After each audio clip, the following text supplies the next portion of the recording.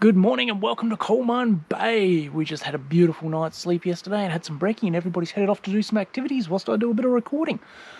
The weather's turned a little bit rainy, but that's all good. Just thought I'd show you guys around the campsite and explain sort of why we do things the way that we do and why it works for us. Now, if you have a disability and you're wanting to do camping as well, the biggest piece of advice that I can give you is experimentation. There is no hard and fast thing that will work for everybody. What I'm going to show you works for me. Some of it may work for you, and that's great, and I love it, and please tell me about it. But, sometimes you just got to try it out and see what works and what doesn't. Trial and error. Can be a bitch, but hey, works out eventually. Okay, here is our camper trailer. We've got the kitchen set up right now, so you can see what it looks like. I showed you guys that when I was packing it.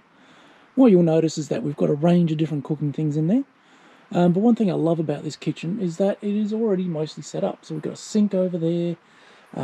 We've got a water container that we use. We only use a 10-litre one because it's easier for us to lug around. We've got a teppanyaki plate there.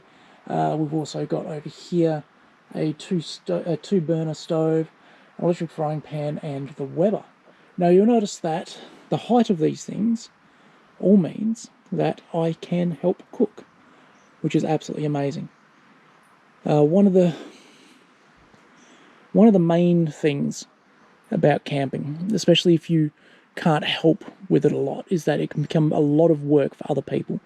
So trying to figure out ways that you can help, especially if you're the person with a disability, to take weight or take pressure off the other people is going to make it much more enjoyable for everyone. Over here we've got Lauren's swag. So I'm not going to show you guys inside it because it's quite a personal space, it's your sleeping space and that. But this thing is amazing. Lauren loves sleeping in it. It's so comfortable. It's the ARB Touring Skydome. Those guys do an amazing thing. She also uses an ARB sleeping bag in there. And if you can afford it, I really recommend them. They're not cheap. But yeah, really, really good quality swag. Shout out to the guys at ARB Bunbury, who have helped set up a lot of this stuff that we're showing you right now. Their advice is amazing. They don't just concentrate on selling you things. They actually want to make sure that what you get is going to work for you. So shout out to those guys. So over here next to the car, we've got an Oztent RV2. We're currently using that as a storage place. One of the big disadvantages of having a wheelchair user when you're camping is that you need to leave space in the tents for the wheelchairs, which means that you can't cram as much crap into them as normal. So within that, we've got our food. We've also got some supplies and whatnot in there as well. We leave the stuff that I need to get to near the front so that I can reach in and get it. So I tend to use milk crates a lot for putting my stuff in because I find them really easy to pick up and move stuff around. So in this milk crate here, I've got my drone, my GoPro stuff, also normally chuck my tablets and whatnot in there as well. Stuff that I'm going to need throughout the day and that I don't want to annoy others to be able to reach to. As you can see, there's a fair whack of room in the storage tent at the moment because we're only here for 2 nights. So we don't have loads of stuff, but it just means that we can keep it dry, we can keep it out of the way, and we can zip it up when we go away so that people can't see it. But yeah, milk crates, big recommendation for milk crates if you're a wheelchair user, because they also sit on your lap really, really well. Do be careful though, make sure that you get your milk crates from a reputable source, because if you just grab them from the supermarket out the back, that is actually stealing. This tent here is the newest addition to our setup, Oztent RV5. We've decided to go slightly bigger. We used to sleep me, oh great, it's raining. We used to sleep me in the RV2, and it's just wide enough at the back that I could put my stretcher in the back there and slide board into it. But we were finding we just weren't having enough room, so we've bought the RV5, which means that we're suddenly big enough to be able to sleep myself and somebody else in there, and still have enough room to move around a wheelchair. We also use party lights as well for lighting up. So, you can go out and you can buy a whole load of real fancy sort of lighting and stuff like that and gears. But what we've actually found is that a string of party lights is a really good, cheap alternative, especially if you have a power inverter, which we do within our camper van. And all we do is we just chuck a bulb on, so every third or fourth, depending on how much light we want. and that just gives out plenty of light. If you're in a more permanent campsite, you can use some zip ties as well to make sure they stay in place. Zip ties and duct tape are always a must to take with you camping. I find using them every single time. Doesn't matter whether we're going away for one night or 5 or 10, they always get used. And here we have the inside of the RV5 and the bed on which I sleep. Excuse the mess a little bit, but you know, the reality is that camping gets a little bit messy. So what we've got here is a stretcher, which is a king single stretcher because I am 6'4", so I need something long enough that I can fit into it well. We searched around a lot to find this particular one, and it works for us because it's around the similar height to my wheelchair, making slide boarding a lot easier to do. So it's a Burke and Wills, if I remember right. It came from a camping store in Geelong, of all places. But we searched around a lot, like I said, to find one that's about the right height.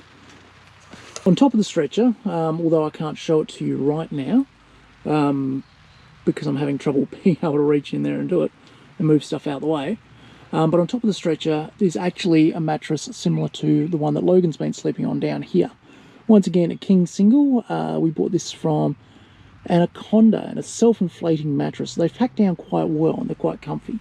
The stretcher on its own probably would have ended up giving me pressure sores, but having the mattress on top actually makes for a really comfortable night's sleep. And then on top of that, I've got the ARB sleeping bag as well. This thing is absolutely amazing. It is so snuggly and warm, but even better than that is the size of it.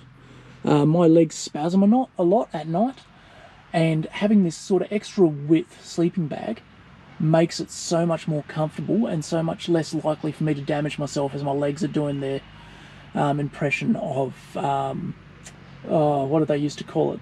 Michael Flatley, Lord of the Dance, Irish jig style dancing. But of course, also got my pillow there as well. But this sleeping bag is so snuggly, and like I said, shout out to ARB Bunbury for that. That was an absolutely amazing night's sleep in that thing. As you can see as well, as I said, this tent is wide enough that we can have the two mattresses there, and there's enough room in between for a manual wheelchair. So as a wheelchair user, when you're camping, there's a few things you need to keep in mind. First thing is, how are you going to get in and out of bed? Okay, because obviously that is going to be important. So making sure that whatever you use is going to be sustainable, is not going to cause damage to yourself, and is going to be usable by others. So we don't use a hoist because 9 times out of 10, the ground that we're on is not conducive to actually having a hoist that moves around. You may be able to come up with a solution yourself that works. You just got to think things through. You know, think about, okay, yep, that's a great camping table, but can I actually fit underneath it? Is it going to be practical? Looking at those things and figuring them out. It's the experimentation. But I'm really curious about what other people use. So if you can, let us know. I want to know what other people are doing, because these are just things that we've thought up. I want to know what everybody else is doing, because there's a good chance that you've thought of something that I haven't. That is going to be awesome. But yeah, that's it for the camp tour. Catch you later.